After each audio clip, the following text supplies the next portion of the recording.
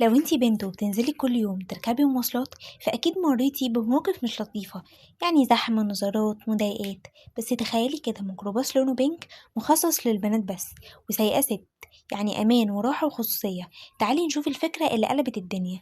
الفكرة بدأت لما واحد اسمه دكتور إيهاب الشربيني في 2010 لاحظ قد إيه البنات بيعانوا في المواصلات، وقرر يعمل ميكروباص فردي للبنات بس، وسايقة ست محترمة.